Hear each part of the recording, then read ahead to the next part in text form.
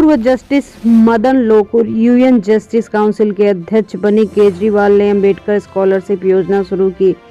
PM Modi Kuwait पहुंचे। केंद्रीय मंत्री भूपेंद्र यादव ने वन रिपोर्ट 2023 का विमोचन किया है। गृह मंत्री अमित शाह ने उत्तर पूर्वी परिषद एनईसी के 72वें पूर्ण सत्र की अध्यक्षता की। कारगिल युद्ध के गुमनाम नायक तासी नामग्याल का निधन हुआ। वहीं जीएसटी काउंसिल की 55वीं बैठक जैसलमेर में हो रही है।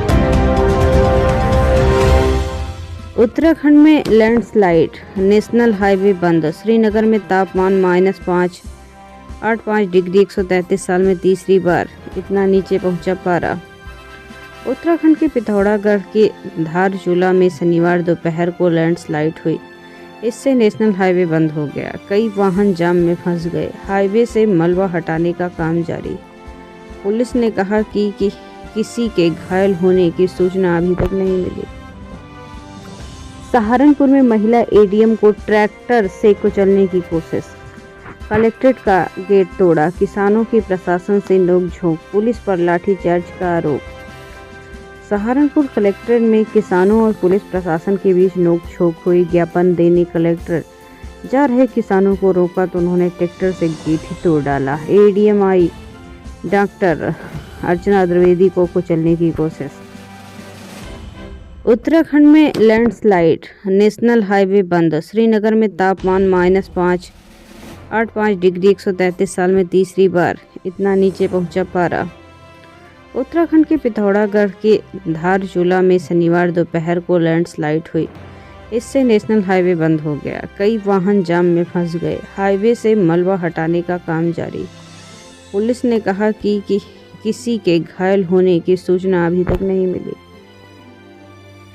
दिल्ली शराब घोटाला, केजरीवाल के खिलाफ केस चलेगा। एलजी से ईडी की मंजूरी दी। आप बोली अगर इजाज़त मिल गई तो कॉपी दिखाओ। 6 नवंबर को सुप्रीम कोर्ट ने कहा कि सरकार को इजाज़त के बिना पब्लिक सर्वेंट पर पीएमएलए के तहत केस नहीं चलाया जा सकता। दिल्ली के एलजीबी के सक्सेना ने शनिवार को प्रवर्तन निदेशालय को शराब नीति मामले में अरविंद केजरीवाल के खिलाफ केस चलाने की इजाज़त दे दी।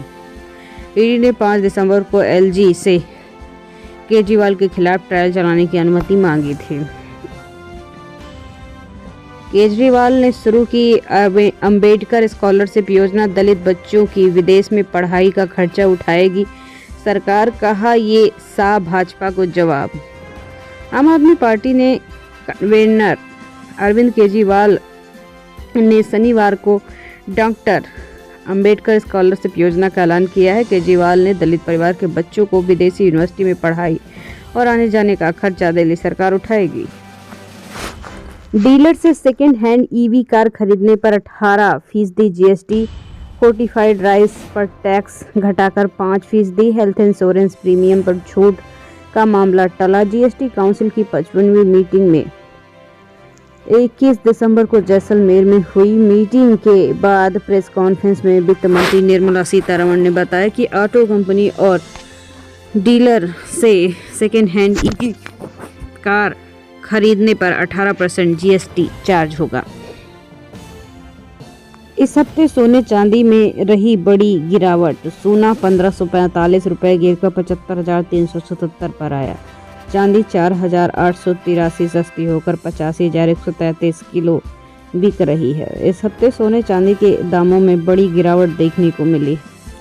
Indian bullion and jeweller association के IBJA की वेबसाइट के अनुसार पिछले शनिवार यानी 14 दिसंबर को सोना 76,922 रुपये था, जो अब 75,370 रुपये प्रति 10 ग्राम पर आ गया, यानी इस हफ्ते इसकी कीमत 1545 गिरी।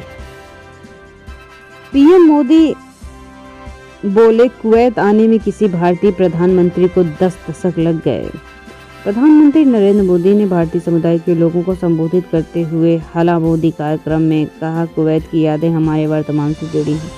कुवैत के शेख साद अल अब्दुल्ला इंडोर स्पोर्ट कॉम्प्लेक्स में पीएम मोदी ने कहा कि उत्तर पश्चिम और पूर्व दक्षिण के लोग जो अलग अलग भाषाएं बोलते हैं यहाँ, लेकिन सबके दिल में एक ही गूंज है, भारत माता की जय। पीएम मोदी ने कहा, ये मेरे लिए एक विशेष क्षण है। 43 साल के 4 दशक में भी अधिक समय के बाद कोई भारतीय प्रधानमंत्री कुवैत आया है। भारत से कुवैत पहुंचने में 4 घंटे लगते हैं, लेकिन प्रधानमंत्री को 4 दशक लगते हैं। माइग्रेशन। भारत में तेजी से घट रहा है पलायन। एक से दूसरे राज्य जाने वालों की संख्या 12% घटने का अनुमान। भारतीय अर्थव्यवस्था में सुधार आने के बाद यहाँ कार्यबल और प्रतिभाओं के पलायन करने वालों की संख्या में गिरावट है। 1990 के मुकाबले 2011 तक कार्यबल बढ़ोतरी दर्ज की गई है। जैसे जैसे अर्थव्यवस्था में सुधार हुआ है, पलायन की दर घटती जा रही है। प्रधानमंत्री की आर्थिक सलाहकार समिति ने पलायन पर रिपोर्ट जारी की। कश्मीरी शॉल पर जीएसटी बढ़ाने के प्रस्ताव पर महबूबा मुफ्ती भड़की, बोली खत्म हो जाएगा शिल्प उद्योग। राजस्थान के जैसलमेर में शनिवार को 21 दिसंबर 2024 को जीएसटी परिषद की बैठक में कश्मीरी शॉल समेत रेडीमेड कपड़ों पर जीएसटी दर बढ़ाने के प्रस्ताव पर जम्मू कश्मीर के पूर्व मुख्यमंत्री महबूबा मुफ्ती भड़क गए। उन्होंने जम्मू कश्मीर के मुख्यमंत्री उमर अब्दुल्ला को राज्य के हस्तशिल्प उद्योग को बचाने की नसीहत दी है। साथ ही केंद्र सरकार पर दनादन आरोप लगाए।